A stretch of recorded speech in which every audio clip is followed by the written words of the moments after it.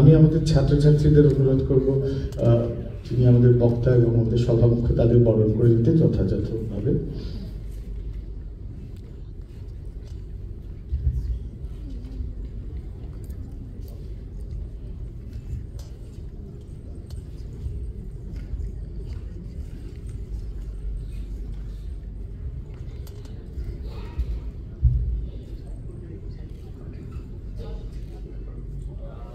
সাধু সাধু সাধু সাধু।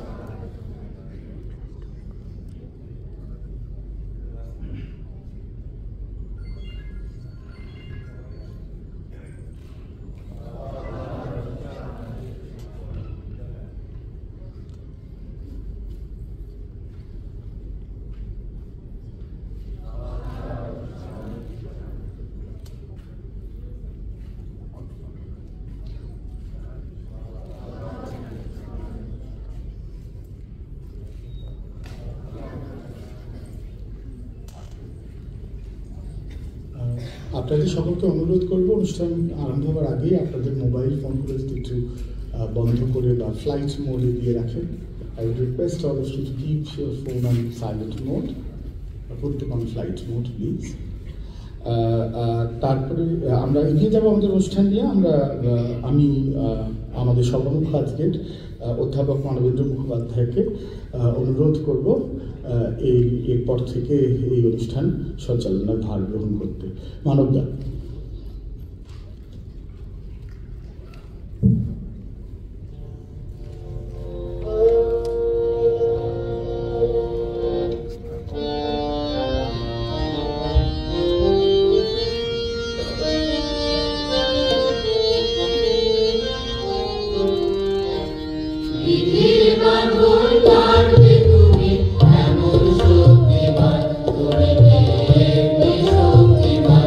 Bye.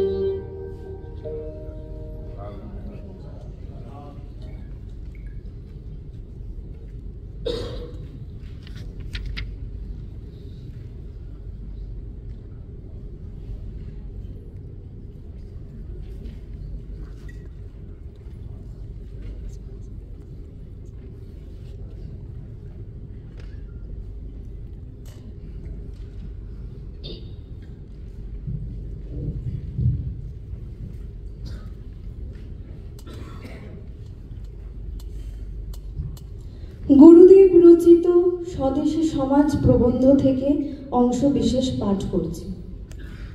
মানুষের সঙ্গে মানুষের আত্মীয় সম্বন্ধ স্থাপনই চিরকাল ভারতবর্ষের সর্বপ্রধান চেষ্টা ছিল। দূর আত্মীয়ের সঙ্গেও সম্বন্ধ রাখিতে হইবে। সন্তানেরা বয়স্ক হইলেও সম্বন্ধ শিথিল হইবে না।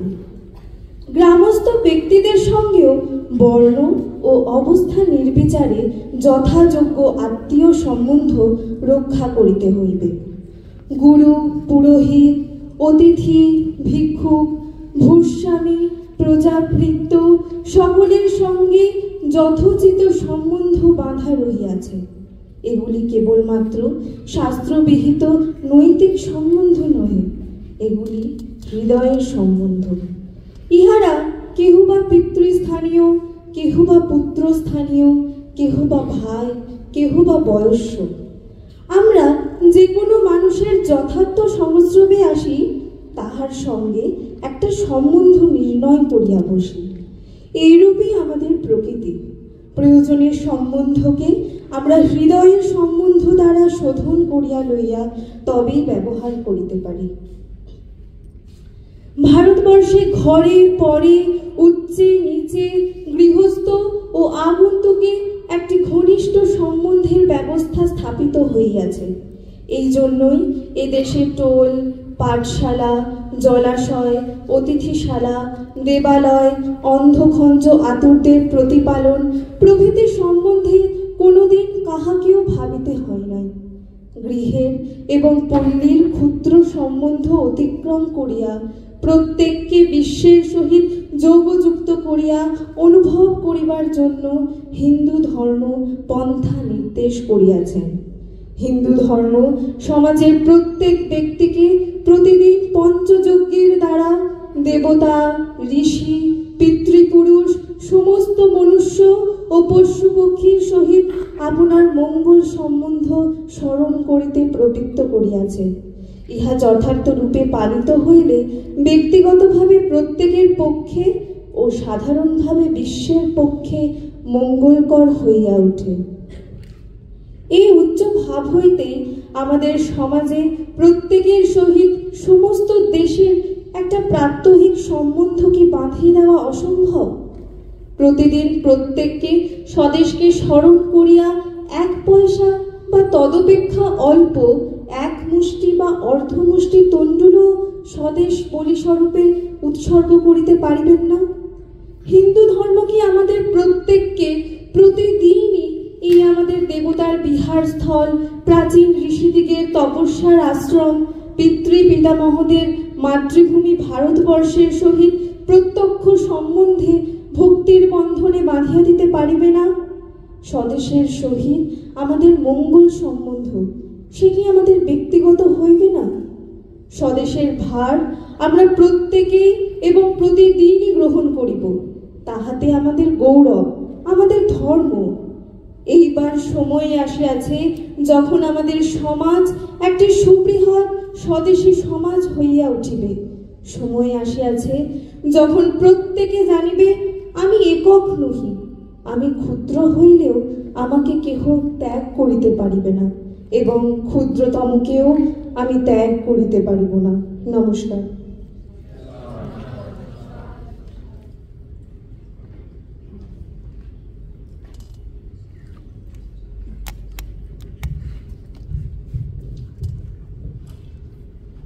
শুভ সন্ধ্যা।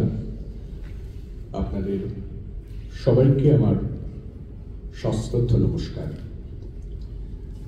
1432 বঙ্গাব্দের রবীন্দ্র সপ্তাহের বক্তৃতামালার আজ তৃতীয় সন্ধ্যা।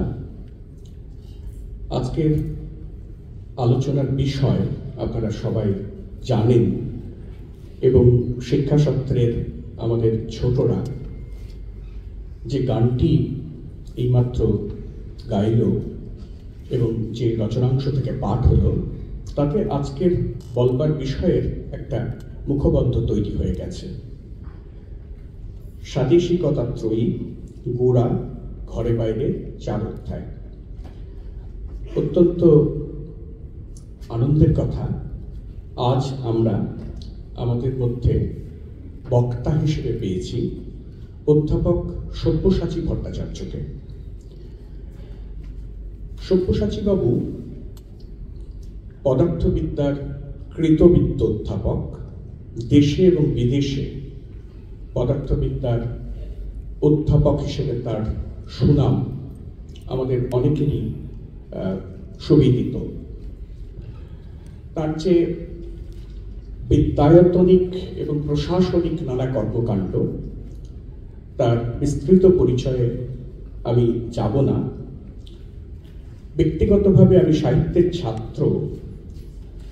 আমি যে জায়গাটা সব্যসাচীবাবুর বিশেষভাবে স্মরণে রাখি সেটা হচ্ছে এই যে সব্যসাচীবাবু কখনোই কুঠুরির সীমার মধ্যে সীমাবদ্ধ বিদ্যাচর্চায় বিশ্বাস করেন না। আজকের যে আলোচনার বিষয় তার থেকেও তা সপ্রমাণ হয়।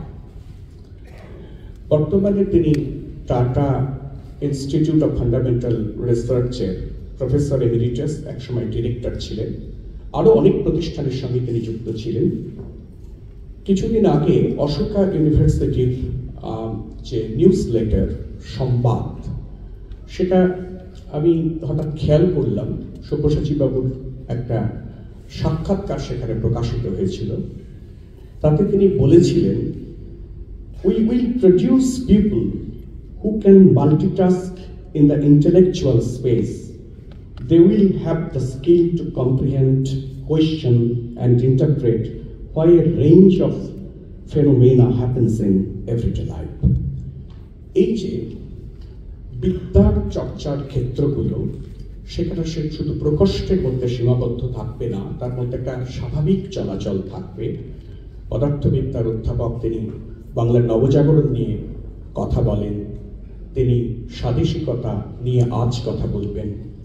এইটাই তো বোধহয় আজ আমরা মাল্টিডিসিপ্লিনারি বা ইন্টারডিসিপ্লিনারি বিদ্যাচর্চার ক্ষেত্রে বারবার বলছি।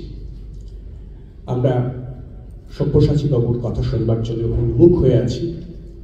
আমি সবিনয়ে অনুরোধ করব তাকে বক্তব্য উপস্থাপন করার জন্য। নমস্কার।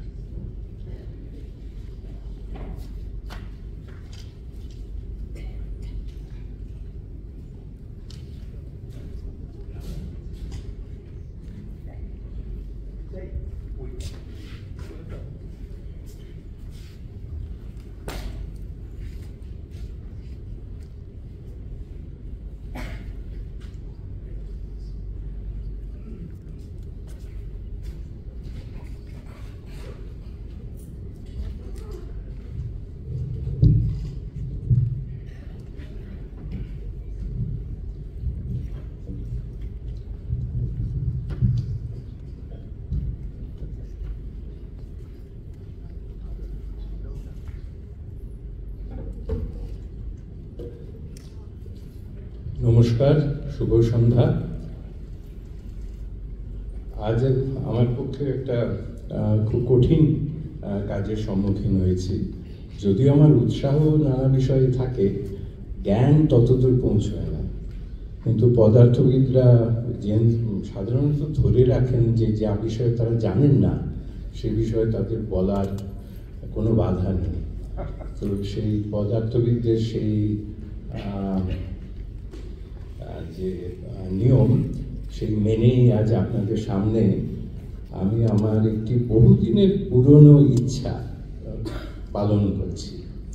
এতে আমার জ্ঞান এই বিষয়ে কম, কিন্তু এই বিষয়ে আমার চিন্তা প্রচুর। আজকের বক্তৃতায় যেটা আমি করতে চাই সেটা হচ্ছে যে ওই আমার যে টাইটেলটা সেটা আসলে একটু অন্য, এবং আপনারা সবাই যে এইটা পছন্দ করেছেন তারও নিশ্চয়ই কারণ আছে। আমার টাইটেলটার একটা সাব টাইটেল আছে। টাইটেল তো স্বাদেশিকতা ত্রয়ী। রবীন্দ্রনাথের 3টি উপন্যাস, গোরা, ঘরে বাইরে এবং 4 অধ্যায়। প্রথম কথা নয় এখানে যে এটি স্বাদেশিকতা ত্রয়ী। বহু জ্ঞানী এবং পণ্ডিত মানুষ, যাদের সত্যিকারের অধিকার আছে এই বিষয়ে কথা বলার, তারা লিখেছেন প্রচুর। আমার আসলে লক্ষ্য এখনকার সময়, আর সেই জন্যে এর যেটা অন্য বিকল্প নাম, সেটা হচ্ছে বিবেকহীন, নৈতিকতাহীন, পতনের পথে ধাবমান রাজনীতির উৎস সন্ধান। আরেকবার বলি, বিবেকহীন, নৈতিকতাহীন, দুর্বৃত্তায়িত রাজনীতির পতনের পথে ধাবমান রাজনীতির উৎস সন্ধান। তার মানে আমার বিশেষ লক্ষ্য হচ্ছে এখনকার সময়। তো সেইটাই আমি কিভাবে করতে চাই একটু সংক্ষেপে বলি। সেটা হচ্ছে এইখানে ওটা এলো না,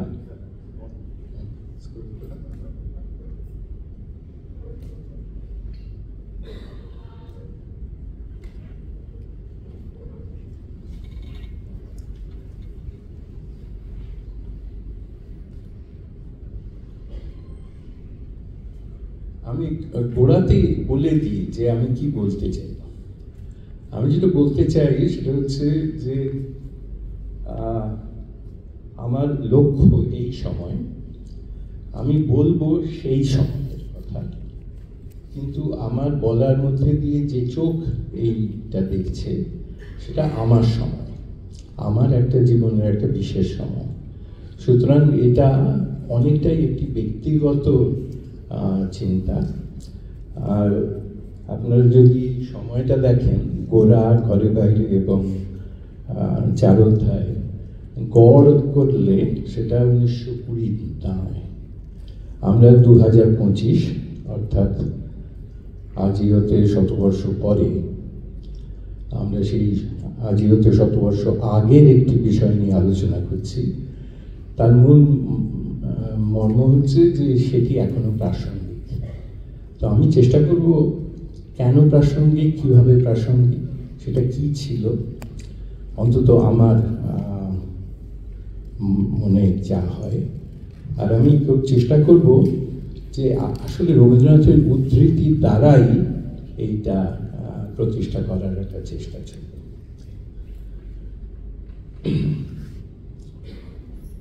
তো ওরা এদের মধ্যে প্রথম, এই তিনটির মধ্যে একটু পার্থক্য আছে, শেষ দুটি অনেক বেশি সম্পৃক্ত। গোরা একটু অন্যরকম।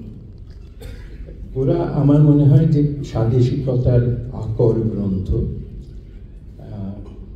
বাংলা ইংরেজিতে যাকে সোর্স বুক বলা হয়। এই উপন্যাসে, যেটি রবীন্দ্রনাথের সবচেয়ে বিখ্যাত, সবচেয়ে বড় উপন্যাস, এইখানে প্রথম স্বাদেশিকতার একটা শঙ্কা পাওয়া যায় রবীন্দ্রনাথের নিজের লেখা। এবং সময়টা খানিকটা শান্তির সময় ছিল, যুদ্ধের সময় ছিল না, এবং এটা প্রাক স্বদেশী আন্দোলন। লেখা হয়েছে 1909-10, শেষ পর্যন্ত বোধহয় বেরোয় 1910-এ। এটা কাকতালীয় নয় যে 1910-এ একটি বিখ্যাত কবিতা লিখেছিলেন ভারত তীর্থ। আমাদের দুর্ভাগ্যবশত এই কবিতাটি আমাদের পাঠ্যক্রমের অন্তর্গত হয়েছিল, এবং একটি কবিতার পাঠ্যক্রমে অন্তর্গত হওয়ার চেয়ে বড় দুর্গতি নেই। সুতরাং কবিতাটি আমরা অত ভালোবাসি না, কিন্তু এই পড়াশুনো করতে গিয়ে দেখলাম যে আসলে রবীন্দ্রনাথ যেটা বলতে চাইছে সে কিন্তু কবিতা একটু পরিষ্কার। ওই কবিতাটা আমি বলি যে আপনারাও যদি পাঠ্যক্রমের জন্য খানিকটা পিছিয়ে থাকেন, যে না এই কবিতাটা ওটা তো আমি 500 বার পড়েছি, মুখস্থ করতে হয়েছে, যদি পড়েন তাহলে আমার বাকি কথাটা বলার, রবীন্দ্রনাথ কি বলছেন বলার প্রয়োজন হবে না। আমার মূল বক্তব্য হচ্ছে যে এটা একটু আশ্চর্য ঘটনা যে রবীন্দ্রনাথ অবিসংবাদিতভাবে দুটি রাষ্ট্রের জাতীয় কবি, আমাদের জাতীয় সঙ্গীত আর বাংলাদেশের জাতীয় সঙ্গীত, এবং শ্রীলঙ্কার জাতীয় সঙ্গীতেও তার দান আছে। অথচ তিনি সর্বতোভাবে জাতীয়তাবাদের সম্পূর্ণ বিরোধী, এবং এই বিষয়ে উনি যে পরিমাণ লিখেছেন ইংরেজিতে, বাংলায়, কবিতায়, গানে, প্রবন্ধে, উপন্যাসে, আর কোনো বিষয় নিয়ে এত বেশি লিখেছেন কিনা আমার জানা নেই। তার কারণ কি? আমার মনে হয় যে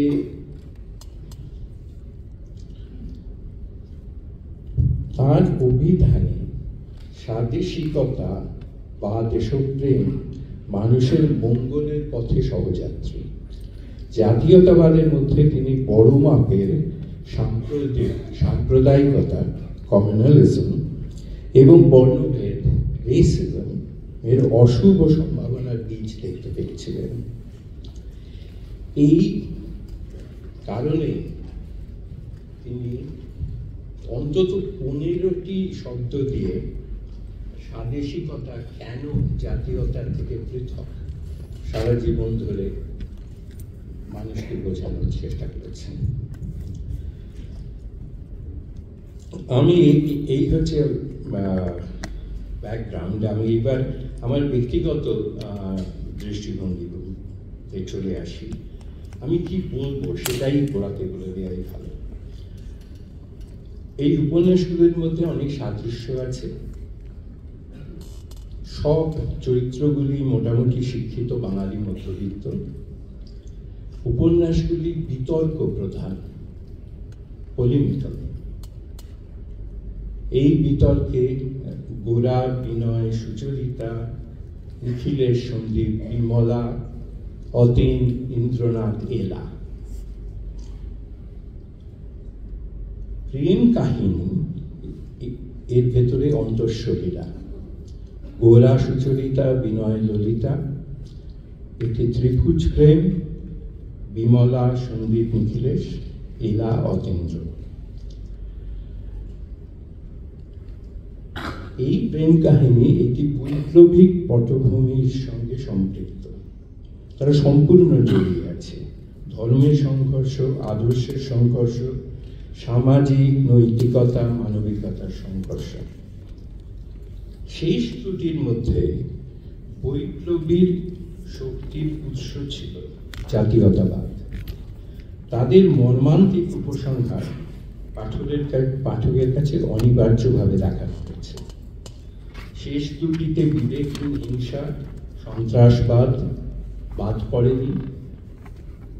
দুঃসাহসী কাজ সেই সময়ের আমাদের দেশের পটভূমিতে যে লেখা সম্ভব হয়েছে, এবং এইখানেই আমার মতে রবীন্দ্রনাথের জয় এবং আমাদের সার্বিক ট্র্যাজেডি। তিনি ভবিষ্যৎ দেখেছিলেন।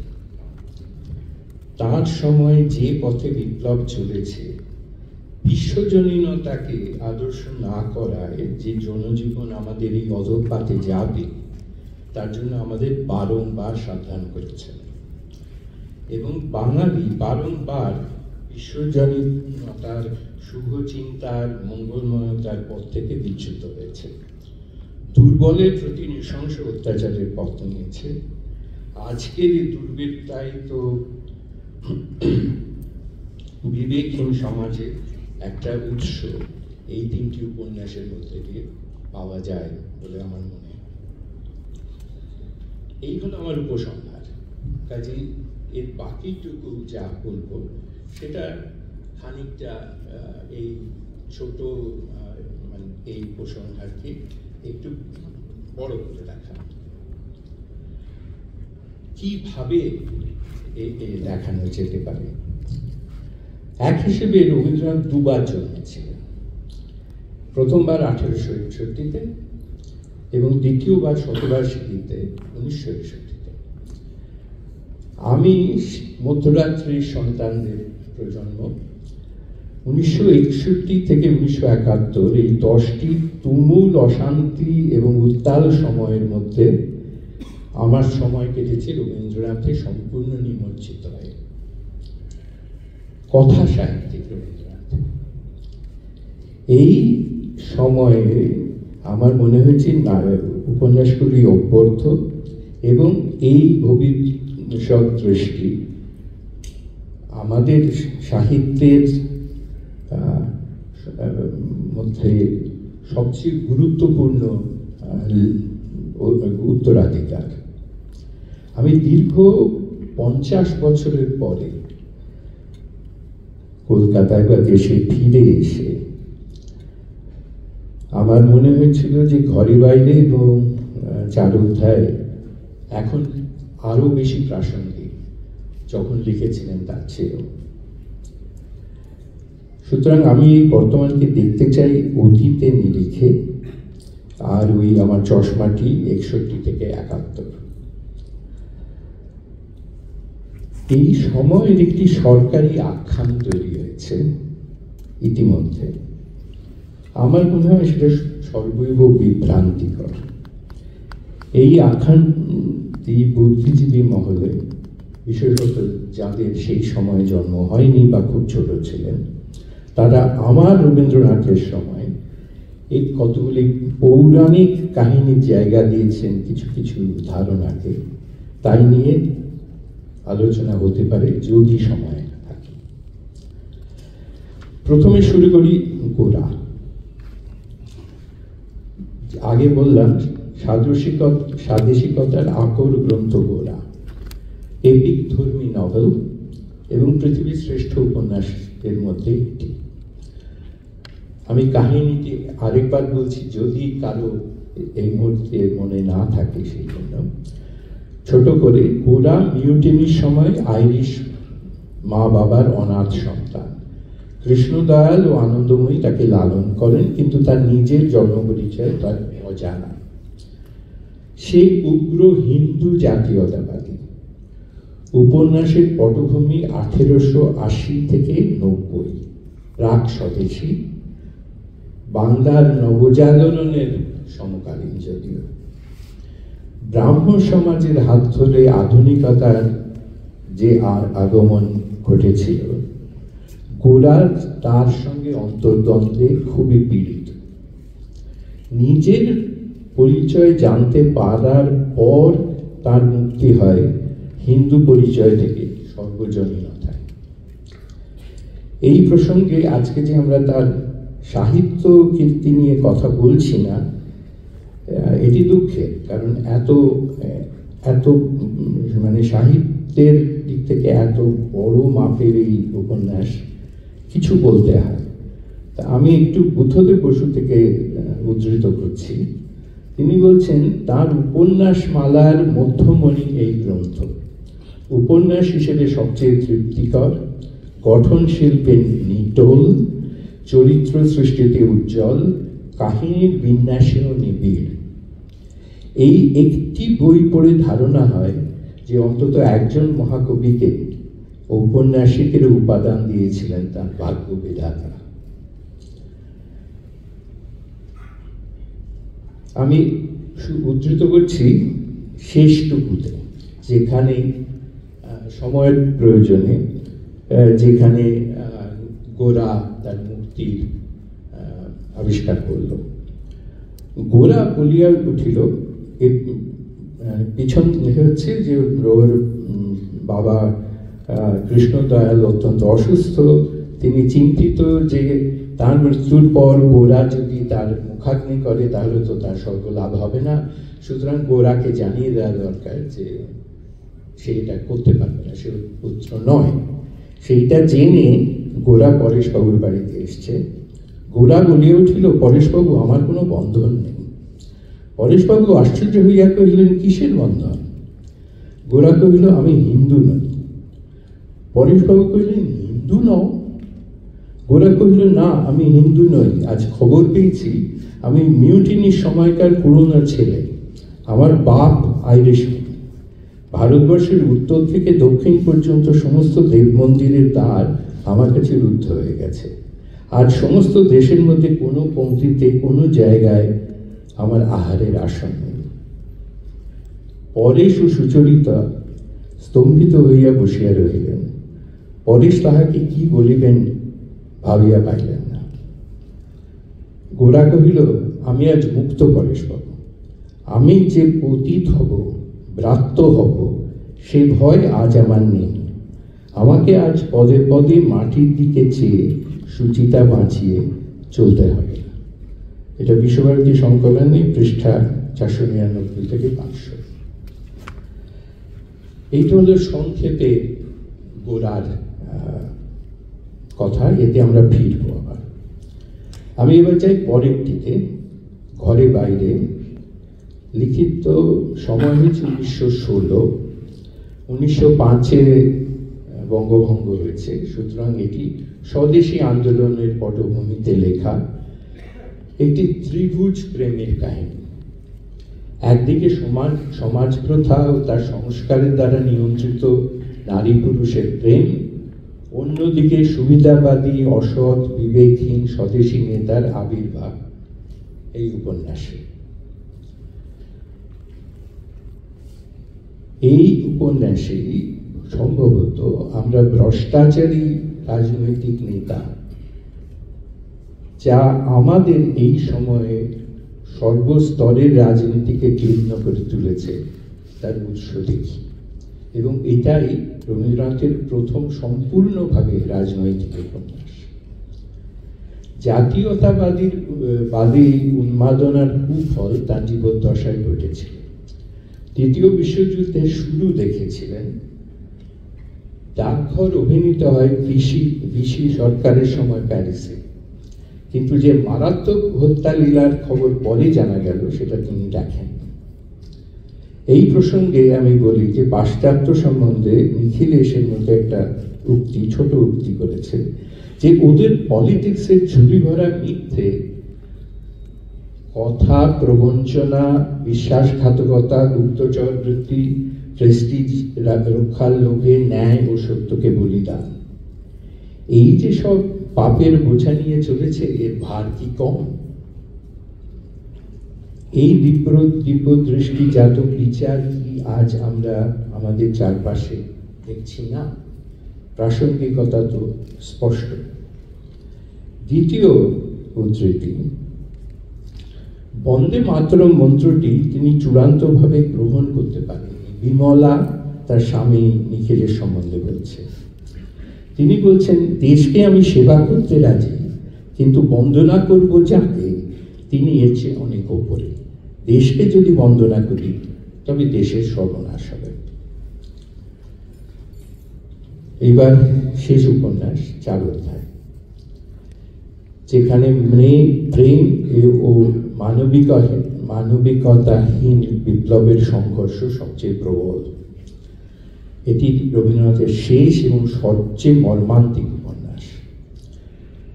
পটভূমি সমকালীন সহিংস বিপ্লব, তার মধ্যে 2 তরুণীর প্রেম, এলা এবং অতীন্দ্র। এদের নেতা ইন্দ্রনাথ সহিংস বিপ্লবে বিশ্বাসী, সেই লক্ষ্যে পৌঁছানোর জন্য যে কোনো পথ নীতিহীন, অবিবেকী হলেও নিতে প্রস্তুত, এবং দলের তরুণীদের চরম হিংসা এবং আত্মঘাতের পথে চালিত করেন। মোহভঙ্গ হওয়ার পরে এলা অতীন্দ্রকে নিয়ে স্বাভাবিক জীবনে ফিরে আসতে চায়। ইন্দ্রনাথ তার শাস্তি দেন, অতীন্দ্র এলাকে হত্যা করে। আশ্চর্য যে এই অসাধারণ উপন্যাসটি আমি সম্প্রতি আরো কয়েকবার পড়ায় বুঝলাম যে অপ্রাসঙ্গিক হলেও আমাদের মনে, অনেকের মনে, এই উপন্যাসটি বিখ্যাত একটি 4 লাইনের কবিতার জন্য। আমার একটু লোভ হচ্ছে কবিতাটাই আপনাদের মনে করিয়ে দেয়। প্রহর শেষের আলোয় রাঙা সেদিন চৈত্র মাস, তোমার চোখে দেখেছিলেন আমার সর্বনাশ। ট্রান্সেন্ডেন্স, অতীন্দ্রিয় বলে যদি কিছু থাকে, এই কবিতার মধ্যে একটা সেই অতীন্দ্রিয়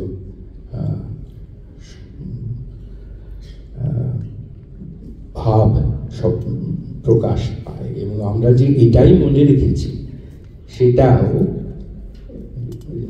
এই রবীন্দ্রনাথের জয়।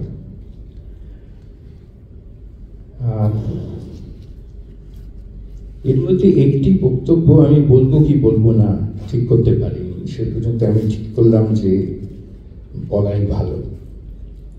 একটি মানুষের কথা, ব্রহ্মবান্ধব উপাধ্যায়। ঘটনাটি মারাত্মক নানাভাবে। প্রথম সংস্করণ ঘরের 4 অধ্যায়ের, তাতে রবীন্দ্রনাথ লিখছেন, নানা দিকে নানা উপসর্গের উৎপাত দেখা দিতে লাগলো। সেই অন্ধ উন্মত্ততার দিনে একদিন যখন জোড়াসাঁকোয় তেতালার ঘরে একলা বসেছিলেন, তখন হঠাৎ এলেন উপাধ্যায়। আলাপের শেষে তিনি বিদায় নিতে উঠলেন। চৌকাঠ পর্যন্ত গিয়ে একবার মুখ ফিরিয়ে দাঁড়ালেন, বললেন, রবিবাবু, আমার খুব পতন হয়েছে। এই বলেই আর অপেক্ষা করলেন না, গেলেন চলে। স্পষ্ট বুঝতে পারলুম এই মর্মান্তিক কথাটি বলবার জন্যই তার আশা। তখন কর্মজাল জড়িয়ে ধরেছে, নিষ্কৃতির উপায় ছিল না। দ্বিতীয় সংস্করণ থেকে এই আভাস বর্জিত হয়, এই কারণে যে এই আভাসের বিরুদ্ধে প্রচুর সমালোচনা হয়েছিল।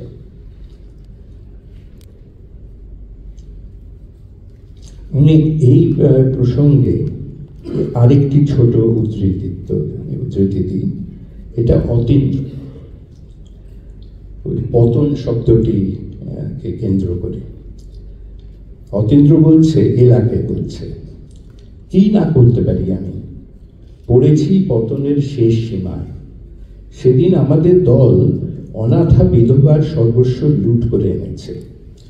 মনমতো ছিল বুড়ির গ্রাম সম্পর্কে চেনা লোক, খবর দিয়ে পথ দেখিয়ে সেই এনেছে দলকে।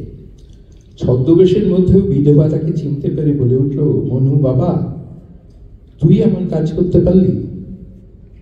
তারপর বুড়িকে আর বাঁচতে দেওয়া হলো না।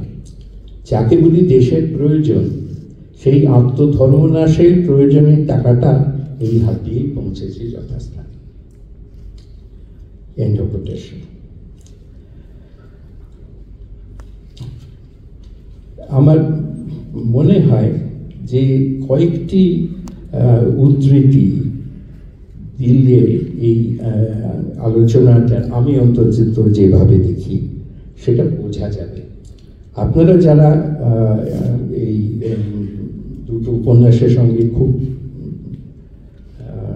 পরিচিত, তারা জানেন এই কাহিনী দুবার বলা হয়েছে, একবার ঘরে বাইরে, আরেকবার 4 অধ্যায়।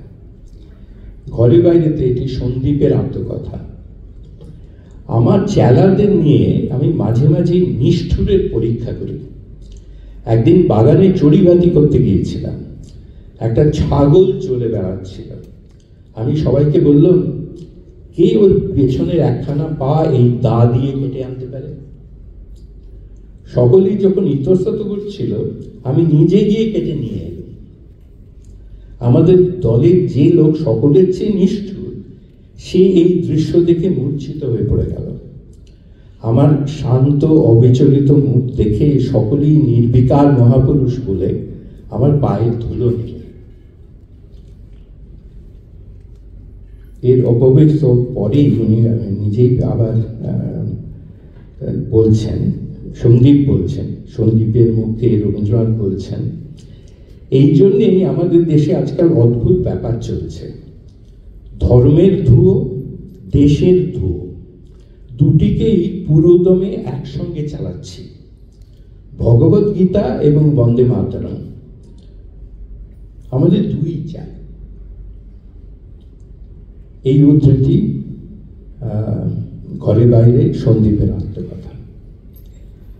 এইবার 4 অধ্যায়ে ইন্দ্রনাথ বলছেন, নেতা এলাকে বলছেন, সেদিন তোমাকে বললুম ছাগল ছানাকে পিস্তল করে মারতে, তুমি বললে কিছুতেই পারবে না। তোমার পিস্তুত বোন বাহাদুরি করে মারলে গুলি। যখন দেখলে জন্তুটা পা ভেঙে পড়ে গেল, কাঠিন্যের ভাগ করে হাহা করে হেসে উঠল, হিস্টেরিয়ার হাসি। সেদিন রাত্রিরে তার ঘুম হয়নি। কিন্তু বাঘে যদি খেতে আসতো তাহলে তাকে মারতে দ্বিধা করতে না। আমরা সেই বাঘটাকে চোখে মনের সামনে স্পষ্ট দেখছি। দয়া মায়া দিয়েছি বিসর্জন, নইলে নিজেকে সেন্টিমেন্টাল বলে ঘৃণা করতাম। শ্রীকৃষ্ণ অর্জুনকে এই কথাটাই বুঝিয়েছিলেন, নির্দয় হবে না, কিন্তু কর্তব্যের বেলা নির্মম হতে হবে। বুঝতে পেরেছ?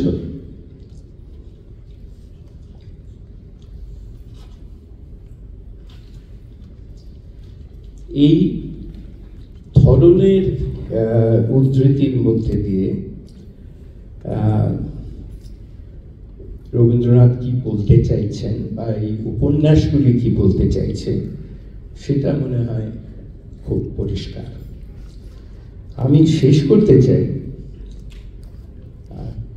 আমার কতক্ষণ সময় আছে? 5 মিনিট। এই 5 মিনিটে আমি আমার ব্যক্তিগত রবীন্দ্রনাথ দশক নিয়ে একটু বলতে চাই। 1961 সালে, আমার তখন 10 বছর বয়স, শতবার্ষিকীর সময় সরকারি রচনাবলী বেরোয় এবং তারপর ঘরে ঘরে রবীন্দ্রনাথের সমস্ত লেখা ধীরে ধীরে আসতে শুরু করে। আমাদের বাড়িতে বিশ্বভারতী সংকলন ছাড়া অলরেডি ছিল, আমাদের বাড়িতে ছিল সেটি, কিন্তু আমার তাতে অধিকার ছিল না, চাবি বন্ধ থাকতো। 1961 দিন সেই চাবিটি খুলে দেওয়া হয় এবং তারপরে 10 বছর আমি রবীন্দ্রনাথের নিমজ্জনের কাল বলি। সময়টি উত্তাল ছিল। আমি কতগুলো উদাহরণ দিচ্ছি কতটা উত্তাল। অনেক ঘটনা ঘটেছে, অনেক মানুষ দেহত্যাগ করেছেন, বিধানচন্দ্র রায়, নেহেরু, ভারত চায়না যুদ্ধ 1962-তে।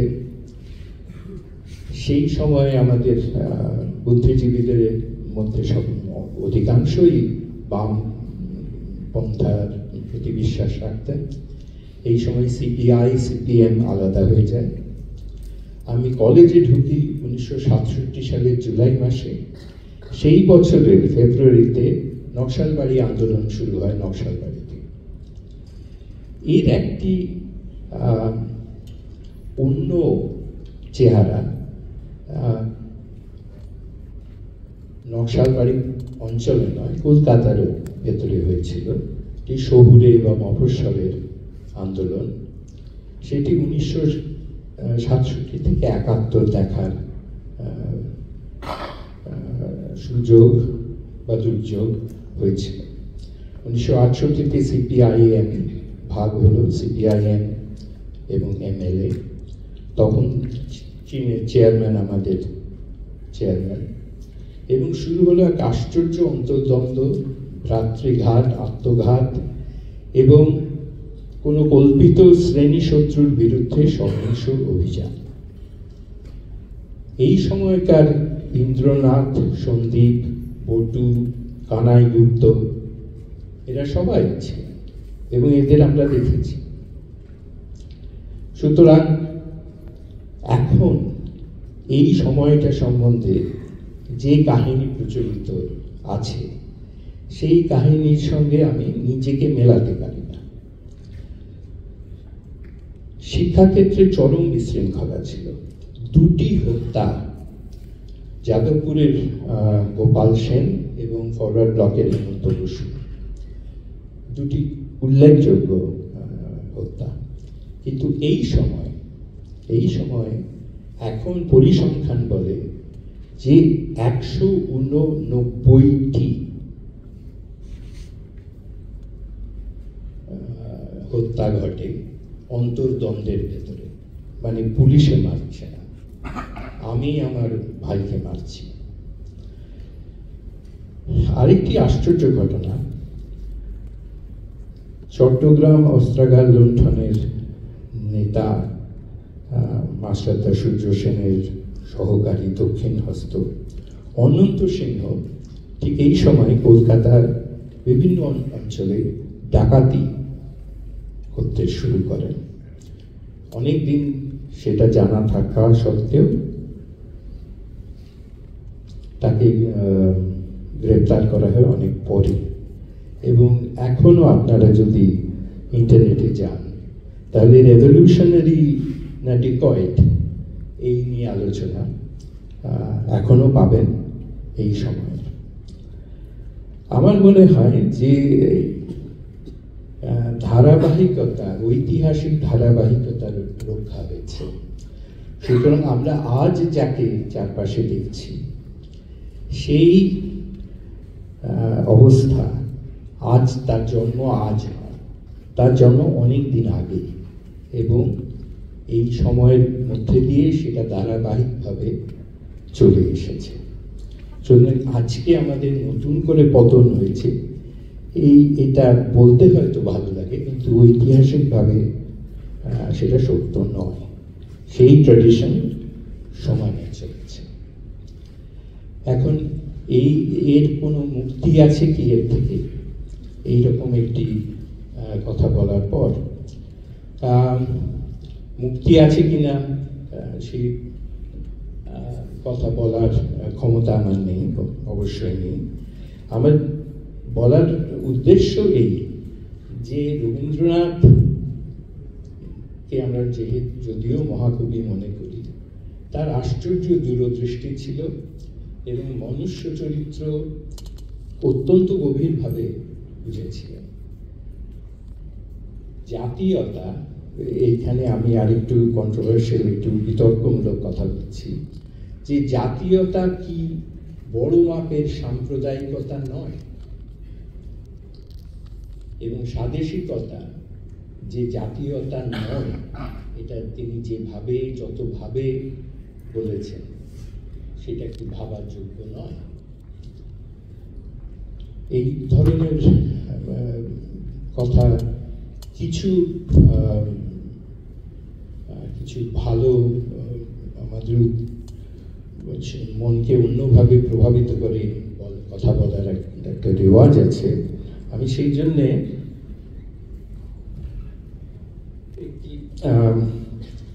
বহু শ্রুত বহু পঠিত উদ্ধৃতি দিচ্ছি। গোরার পরিশিষ্ট, শিক্ষিত বাঙালি এটা এই পড়েন নিয়ে প্রায় অসম্ভব। পরিশিষ্ট, পরেশবাবুর বাড়ি থেকে গোরা ফিরে এসেছে বাড়িতে, নিজের বাড়িতে। গোরা সন্ধ্যার পর বাড়ি ফিরিয়া আসিয়া দেখিল আনন্দময়ী তাহার ঘরের সম্মুখে বারান্দায় নীরবে বসিয়া আছেন। গোরা আসিয়াই তাহার দুই পা টানিয়া লইয়া পায়ের উপর মাথা রাখিল। আনন্দময়ী দুই হাত দিয়া তাহার মাথা লইয়া চুম্বন করিলেন। গোরা কহিল, মা, তুমি আমার মা। যে মাকে খুঁজে বেড়াচ্ছিলেন তিনি আমার ঘরের মধ্যে এসে বসেছিলেন। তোমার জাত নেই, বিচার নেই, ঘৃণা নেই, তুমি শুধু কল্যাণের প্রতীক। তুমি আমার ভারতবর্ষ। মা, এইবার তোমার লক্ষ্মীয়াকে ডাকো, তাকে বলো আমাকে জল এনে দিতে। লক্ষ্মী হচ্ছে খ্রিস্টান একটি কাজের লোক, যাকে আনন্দময়ী রেখেছিলেন সবার আপত্তি সত্ত্বেও। মা, এইবার তোমার লক্ষ্মীয়াকে ডাকো। তার হাতে গোরা জল খেত না, তাকে বলো আমাকে জল এনে দিতে। তখন আনন্দময়ী অশ্রু ব্যাকুল কণ্ঠে মৃদুস্বরে গোরার কানের কাছে কহিলেন, গোরা, এইবার একবার বিনয়কে ডেকে পাঠাই। আজ এইখানে আমি শেষ করছি। ধন্যবাদ।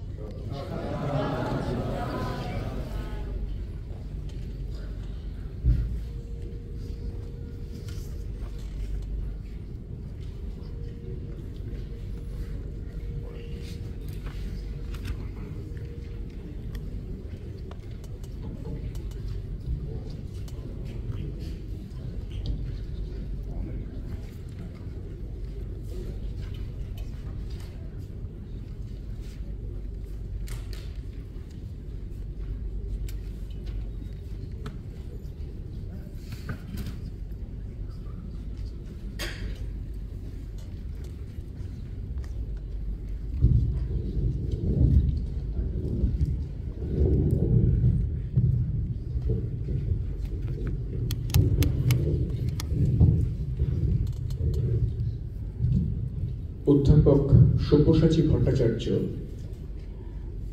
এতক্ষণ একটি অত্যন্ত মনননিষ্ঠ বক্তৃতা আমাদের সামনে উপস্থাপন করেছেন।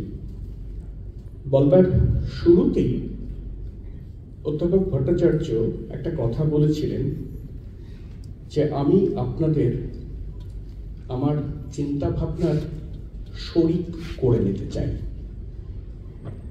এই চিন্তা ভাবনার শরিক করে নেবার নেপথ্যে তার মনের মধ্যে এখন যে ধরনের দুশ্চিন্তা কাজ করছে, সেই দুশ্চিন্তার জায়গাগুলো উনি বলেছেন। একটা বিকল্প শিরোনামের কথা উনি বলেছেন, বিবেকহীন, নৈতিকতাহীন, দুর্বৃত্তায়িত রাজনৈতিক পতনের উৎস সন্ধান। অর্থাৎ এর মূলটা অনেক গভীরে। এটি খুব জরুরি কাজ। সব সময় বারে বারে রবীন্দ্রনাথকে আমাদের সময়ের নিরিখে বুঝে নেবার একটা গরজ আমাদের খুব জরুরি। এটাকে অনেকেই বলেন প্রাসঙ্গিকতা, কথাটা ভুল নয়। আমি নিজে বলি লগ্নতার পরীক্ষা বা বিলগ্নতার পরীক্ষা। অর্থাৎ রবীন্দ্রনাথের সঙ্গে আমরা কতটা লগ্ন হতে পেরেছি, কতটা লগ্ন হতে পারিনি, কোথায় আমাদের বাধা কি বাইরে না বাধা ভেতরে, এই বিচার বিবেচনাগুলো খুবই জরুরি। এবং বিশেষ করে এই আগস্ট মাস যখন আসে, আমরা স্বাধীনতা উদ্দীপিত হই, সঙ্গত কারণেই হই। কিন্তু স্বাধীনতা মানে যে একরকমের শব্দটার মধ্যে একটা স্ব-অধীনতাও আছে, অর্থাৎ একটা দায়বদ্ধতাও আছে, সেইটা আমরা সবসময় খেয়াল করি না। এই খেয়াল করবার মাস হচ্ছে আগস্ট মাস, খেয়াল করবার মাস হচ্ছে 15ই আগস্ট, এবং বাকি দিনগুলো তো বটেই। উনি 3টে উপন্যাসকে মূলত ভিত্তি করে আজকের আলোচনায় তার চিন্তা ভাবনার অভিমুখের খানিকটা দিক আমাদের নির্দেশ করেছেন। আমার মনে পড়ে যাচ্ছিল যে এই শতাব্দীর গোড়ায় যখন একটা ভারতবর্ষে তীব্র সাম্প্রদায়িক উত্তেজনা দেখা দেয়, তখন সাহিত্য আকাদেমির সেই সময়ের যিনি সভাপতি ছিলেন ইরবার্ট অনন্তমূর্তি, তিনি বলেছিলেন যে আমার ইচ্ছে করে ভারতবর্ষের প্রত্যেকটা ঘরে ঘরে গোরা উপন্যাস বিলিয়ে দেওয়া হোক, সবাই গোরা পড়ুক। গোরা না পড়লে ভারতবর্ষের স্বরূপ বোঝা যায় না। আজ তিনি সঙ্গতভাবেই গোরার কথা বলেছেন, গোরা উপন্যাসের কথা বলেছেন। আমার যে কথাটা বিশেষ করে ছাত্রছাত্রীদের আজকে একটু বলতে ইচ্ছে করছে, সেটা হচ্ছে যে আমাদের মনে রাখতে হবে যে রবীন্দ্রনাথ কিন্তু তার সময়ে একদিক থেকে ভয়ঙ্কর নিঃসঙ্গ ছিলেন। তার খুব কাছের মানুষেরাও যে তাকে সবসময় উপলব্ধি করতে পেরেছিলেন এমন নয়। আমার মাঝে মাঝে মনে হয় এই নিঃসঙ্গতাটা অনেকটা এভারেস্ট শৃঙ্গের নিঃসঙ্গতার মতো। যারা এভারেস্ট তুল্য হন, নিঃসঙ্গ হওয়াই তাদের ভবিতব্য। আজকের যে বিশেষ বিষয়, অর্থাৎ এই যে স্বাদেশিকতার প্রশ্ন, দেশপ্রেমের প্রশ্ন, ন্যাশনালিজমের প্রশ্ন, এই প্রশ্নে জীবদ্দশায় রবীন্দ্রনাথকে সাংঘাতিকভাবে পীড়িত হতে হয়েছে। কোন রাজনৈতিক নেতাই প্রায় তাকে উৎসাহিত করেননি, তার বক্তব্য গ্রহণ করেননি। খেয়ার বিদায় কবিতায় তিনি যখন বলেন, বিদায় দেহ ক্ষম আমায় ভাই, কাজের পথে আমি তো আর নাই, তখন এই কাজের পথ বলতে যা বোঝায় সেটা হচ্ছে তোমরা যাকে কাজের জগৎ বলো, কাজের পথ বলো, সে পথে আমি নেই। তোমাদের কাজ আর আমার কাজের স্বাতন্ত্র্য আছে। রবীন্দ্রনাথকে অনেকেই ভুল বুঝেছিলেন তখন। ঘরে বাইরে উপন্যাস যখন কিস্তিতে কিস্তিতে প্রকাশিত হচ্ছে, তখন তুমুল সমালোচনা হয়েছিল। কোন সমালোচনাই কিন্তু বাংলা সাহিত্য বা সাহিত্যগত আলোচনা নয়। আলোচনাটা হচ্ছে আইদার রাজনৈতিক অথবা নৈতিক ইত্যাদি ইত্যাদি। এখন রবীন্দ্রনাথ উনি আলোচনা করেছেন, আমি আর সে কথাই যাচ্ছি না, শুধু একটা কথা বলা যে আমাদের যে জিনিসটা বিশেষ করে আমাদের ছাত্রছাত্রীদের বুঝতে হবে, যারা আগামী দিনের ভবিষ্যতের নাগরিক, যে দেশপ্রেম আর জাতীয়তাবাদের নামে রবীন্দ্রনাথের ভাষায় উত্তেজনার আগুন পোহানো বা স্বাদেশিকতার নামে উত্তেজনার আগুন পোহানো, এ দুটো জিনিস এক নয়। রবীন্দ্রনাথ তাহলে কোন দেশপ্রেমের কথা বলছেন? রবীন্দ্রনাথ বলছেন, একটা গানই তার সাক্ষ্য রয়ে গেছে, ও আমার দেশের মাটি তোমার পরে ঠেকাই মাথা, তোমাতে বিশ্বময়ীর বিশ্ব মায়ের আঁচল পাতা। সকল দেশের সেরা রবীন্দ্রনাথ বলবেন না, রবীন্দ্রনাথ বলবেন তোমাতে বিশ্বময়ীর বিশ্ব মায়ের আঁচল পাতা। পলিটিক্যাল সায়েন্সের পরিভাষায় যাকে কসমোপলিটানিজম বা ইন্টারন্যাশনালিজম বলা হয়, আমি মনে করি যে এর উৎস শুধু এই শব্দ দিয়ে ধরা যাবে না, এটাকে বলতে হবে বিশ্ব ইউনিভার্সালিজম, বিশ্বজনীনতা। এই বিশ্বজনীনতাটা কিরকম জিনিস? এই বিশ্বজনীনতাটা খুব ছোট বয়সে রবীন্দ্রনাথ ডুব দেওয়া বলে একটা ছোট্ট লেখায় 22-23 বছর বয়সে লিখেছিলেন। বলেছিলেন যে এক কাঠা জমি সেও তো বিশ্বেরই অন্তর্গত, আমি যদি ওই এক কাঠা জমিটাকে ভালোবাসি তাহলে আমাকে তার ভিতর দিয়ে বিশ্বের সঙ্গে আমি যুক্ত হই, বিশ্বকে ভালোবাসা হয়। এই যে বিশ্বকে জুড়ে নেওয়া, এই যে ভাবনাটা, এই যে উত্তরণ, অর্থাৎ আমার দেশের মাটি তোমার পরে ঠেকাই মাথা, তোমার সূত্র ধরে আমি সবার পায়ে ঠেকাই মাথা, এটা ক্রিকেট খেলার উত্তেজনা নয়, দেশপ্রেমটা। এই কথাটা যে বারবার রবীন্দ্রনাথ স্মরণ করিয়ে দেন, স্বভাবতই আমাদের সে কথা ভালো লাগে না। আর যখন ভালো লাগে না তখন তাকে আমরা সরিয়ে রাখি দূরে, শুধুমাত্র চন্দন চর্চিত করে কোনো একটা সময় কোনো একটা উৎসবে তাকে উচ্চারণ করি মাত্র, এই ব্যাপারটা হতে থাকে। তো এই কথাটাই বারবার বলেছেন রবীন্দ্রনাথ। বলেছেন যে সহজ শর্টকাট যাকে আমরা বলি, সেভাবে কোনো কাজ হয় না। দেশকে আসলে দেশ একটা ভূগোল নয়, দেশের মানুষ, তাদেরকে জানতে হয়। উনি জাপানি জসিদার কথা বলেছিলেন, যিনি সারা দেশ ঘুরে ঘুরে দেশের মানুষকে জেনেছিলেন। গোড়ার যেমন পথ পরিক্রমার ভিতর দিয়ে দেশের স্বরূপ উন্মোচিত হয়, এইটা উপর গুরুত্ব বিশেষভাবে দেন রবীন্দ্রনাথ। দেশকে জানো এবং দেশকে রচনা করো, এইটা হলো তার সবচেয়ে বড় কথা, যে দেশকে রচনা করতে হবে, দেশকে তৈরি করতে হবে। আমার সামর্থ্য মতো আমি সে কাজ করি।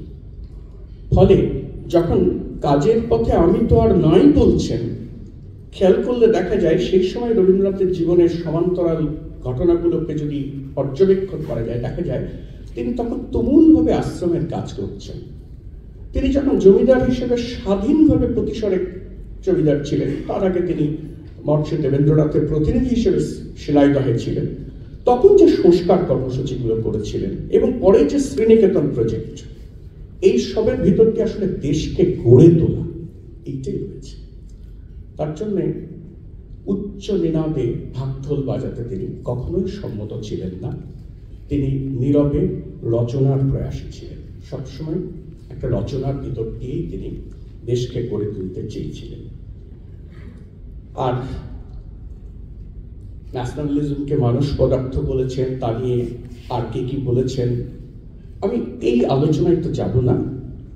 সব্যসাচী বাবুর বক্তৃতার সূত্র ধরে শুধু একটা কথাই বলি, যেখানে আমাদের হৃদয়ের সম্বন্ধ আমরা প্রত্যক্ষভাবে অনুভব না করিব, সেখানে আমাদের সমস্ত প্রকৃতিকে আকর্ষণ করিতে পারিবে না।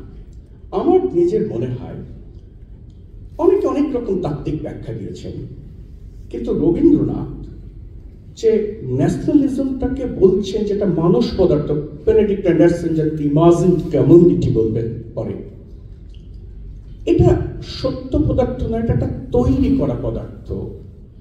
এই তৈরি করা পদার্থটাকে আমরা মনে করছি যে এইটাই মুখ্য পদার্থ। এইখানটাতে ঘটে যাচ্ছে একটা অপঘাত ভিতরে ভিতরে, সেটা আমরা বুঝতে পারছি না। এই জায়গাটা থেকে সরে গিয়ে বলছেন যে রাষ্ট্র বলো, সমাজ বলো, মানুষ আঁটি বাঁধা লইয়া কাজ, মানুষকে একসঙ্গে থাকতে হবে। কিন্তু আঁটি বাঁধা থাকা মানে একেবারে জোর জবরদস্তি করে কেউ আঁটি বেঁধে দেয়নি, পরস্পরকে ছুঁয়ে আছে, প্রতিস্পর্শতা, প্রতিস্পর্শী হবে পরস্পরের অনুভব। এই জায়গাটাকে, এই হিউম্যান টাচ, জাপানের বক্তৃতার আগেও আমি যখন চায়ের আসরগুলোতে রবীন্দ্রনাথ কি বলছেন সেটা দেখছিলাম, তখন দেখলাম উনি বারবার একটা কথা বলছেন, হিউম্যান টাচ। এই হিউম্যান টাচটা ন্যাশনালিজমের মেকানিজমের মধ্যে নেই, কারণ সেটা হাইড্রোলিক প্রেসের মতো। বিপরীতে জীবন্ত একটা চারা গাছের মতো বেড়ে ওঠার যে স্বাভাবিক প্রবণতা, সেইটাকে রবীন্দ্রনাথ চাইছেন না উপর থেকে চাপিয়ে দেওয়া কিছু।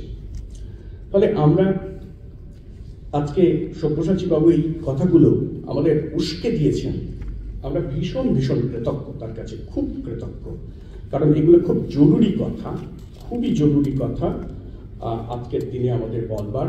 আর শুধু 3টে উপন্যাস নয়, 3টে উপন্যাসের সমান্তরালে রবীন্দ্রনাথের প্রবন্ধ, কবিতা, গান, সেসবকে মিলিয়ে পড়লে মনে হয় প্রবন্ধে, গদ্যে রবীন্দ্রনাথ অনেক বেশি যেন যুক্তির সঙ্গে কথা বলছেন, অনেক বাস্তব বোধের কথা বলছেন।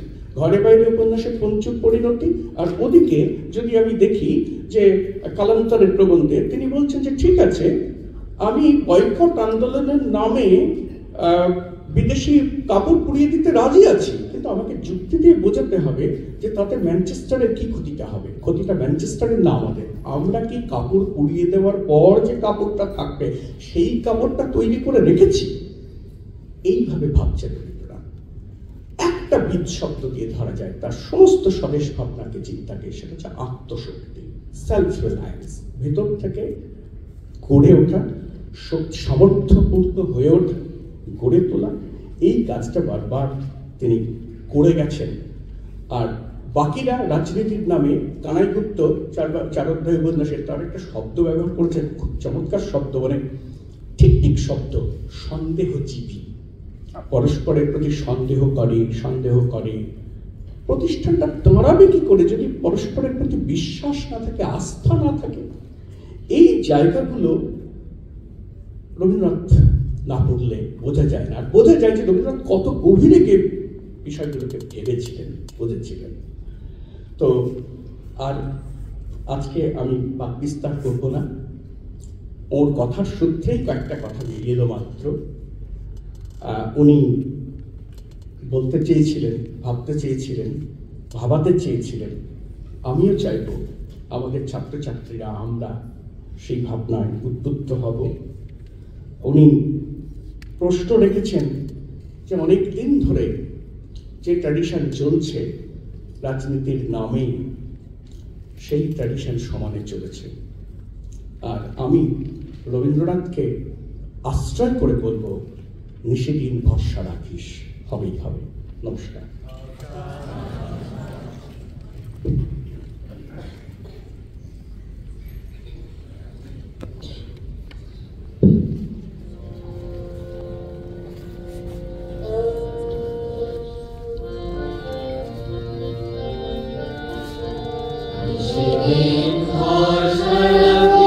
হবে, হবে, ওরে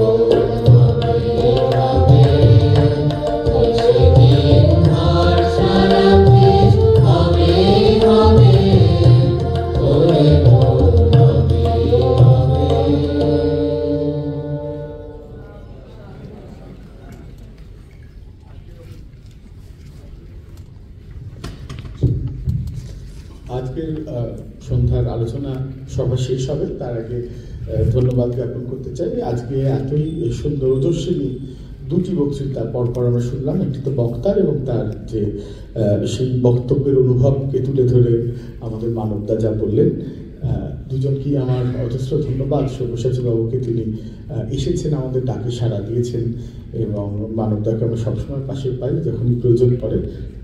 কিন্তু আমি আরেকটি বিশেষ কথা বলতে চাই যে আমার মতো কৃপণ একজন ধন্যবাদ জ্ঞাপনকারী, তার চরিত্র নষ্ট হয়ে যাওয়ার জোগাড় আজকে আমার ইচ্ছা করছে এখন আমিও কিছু বলি। আমি সেই লোভ সম্বরণ করবো, কারণ তাহলে আরো দীর্ঘ হয়ে যাবে এই আলোচনা। কিন্তু এতই তেজস্বী, এতই অন্তরস্পর্শী আজকের এই আলোচনা সভা হয়েছে যে আমার মতো মানুষ যারা এমনিতে খুব কম কথা বলতে পছন্দ করে, মাইকে দাঁড়ালে অন্তত, ক্লাসরুমে দাঁড়ালে অন্যরকম, তারাও চাইছে, তাদেরও মন চাইছে কিছু বলার। তাই জন্য তাদেরকে আরও একবার আমি ধন্যবাদ জানাচ্ছি। আমাদের আজকে সঙ্গীতে ছিল শিক্ষাসত্রের ছাত্রছাত্রী, শিক্ষক শিক্ষিকারা, এবং তাদের তো ধন্যবাদ দিয়ে ছোট কখনোই করা যায় না, তাদের অনেক ভালোবাসা জানাই। তারা সবসময় আমাদের সমস্ত অনুষ্ঠানে আসে, গান গায়, ধৈর্য ধরে বসে থাকে পুরো সময়টা মাঝে, তাই তাদেরকে অনেক অনেক ভালোবাসা। এবং অবশ্যই যারা এই পুরো রবীন্দ্র সপ্তাহের আয়োজনে রয়েছে, ব্যবস্থাপনায় রয়েছে, সেই কর্মীমণ্ডলী, তার সমস্ত সদস্য এবং তাদের দুজন যুগ্ম সম্পাদককে তো আপনারা দেখতেই পাচ্ছেন, সারাক্ষণ তারাই যোগাযোগ করে আপনাদের সকলের সাথে। কিন্তু তাছাড়াও সমস্ত সদস্যরা এবং সমস্ত বিশ্বভারতীর পরিবার, এই রবীন্দ্র সপ্তাহে আমরা এই গত 3 দিন ধরে আছি। আমাদের উপাচার্য মশাই তিনি প্রতিদিন আসছেন, আজকে এসছেন। আজকে তার প্রচুর ব্যস্ততা সত্ত্বেও, আমি জানি তিনি আজকে কতখানি ব্যস্ত ছিলেন, তা সত্ত্বেও তিনি হয়তো তার 5 মিনিট দেরি হয়েছে, কিন্তু এসেছেন, আমাকে ফোন করে বললেন আমি আসছি, তোমরা আরম্ভ করো, আমি কিন্তু আসছি। এবং পুরো বক্তব্যটাই শুনতে পেয়েছেন, হয়তো ওরার দিকে একটু আমার বাজে বকা শোনেন। তো ধন্যবাদ সকলকে। আপনাদের সকলকে আমি জানাই, আবেদন করি যে কালকেও আবার বক্তব্য আছে, একটা আলোচনা আছে, দেবীপ্রসাদ দুয়ারির বক্তব্য আলোচনা সভা আছে 4র্থ দিন। আপনারা সকলে আসবেন, এইভাবেই আসবেন, শুনবেন, অংশগ্রহণ করবেন। এবার আপনাদের অনুরোধ করবো একটু দাঁড়িয়ে উঠতে, আশ্রম শুরু।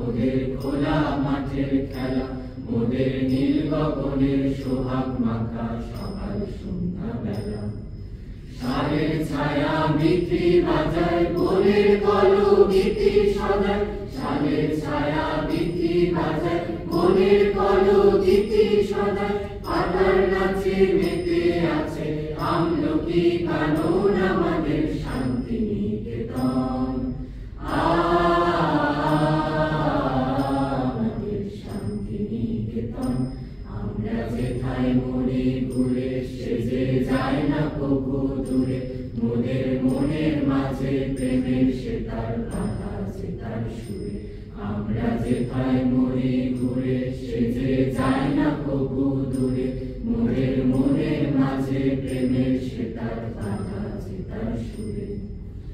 প্রাণের সঙ্গে প্রাণের সেজে মিলিয়েছে এক প্রাণের মধ্যে, প্রাণের সঙ্গে প্রাণের সেজে মিলিয়েছে এক প্রাণের মধ্যে, মায়ের সঙ্গে ভাইকে সেজে করেছে এক মন আমাদের শান্তি নিকেতন।